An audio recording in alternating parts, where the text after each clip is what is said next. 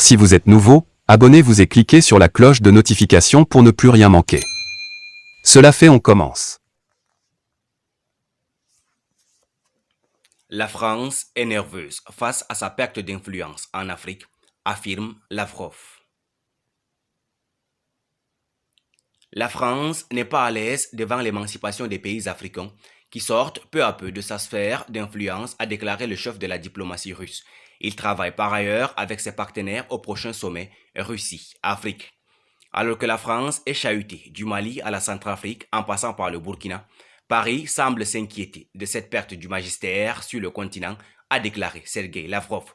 Le ministre russe des Affaires étrangères se réjouit de ce retour en force de la souveraineté en Afrique, estimant que chaque État avait le droit de choisir ses partenaires comme il l'entendait.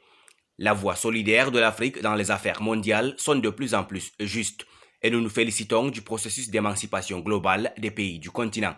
Cela est observable dans le rétrécissement de la sphère d'influence néocoloniale de la France en Afrique centrale et occidentale, ce qui provoque une réaction plutôt nerveuse à Paris, a-t-il ainsi déclaré.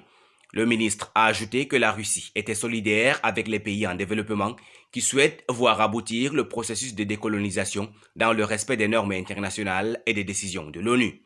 La Russie se prépare par ailleurs pour le second sommet Russie-Afrique qui se tiendra à Saint-Pétersbourg en juillet.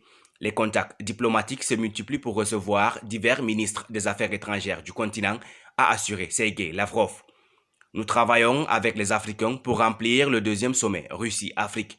Une impulsion significative à ce travail préparatoire et au renforcement des contacts devrait être donnée par le Forum parlementaire international prévu à Moscou en mars avec la participation des partenaires africains, a ainsi expliqué le haut responsable.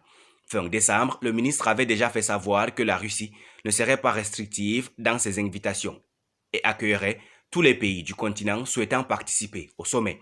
Il avait taclé le sommet États-Unis-Afrique qui avait fermé ses portes à plusieurs États comme la Guinée, le Soudan ou le Mali.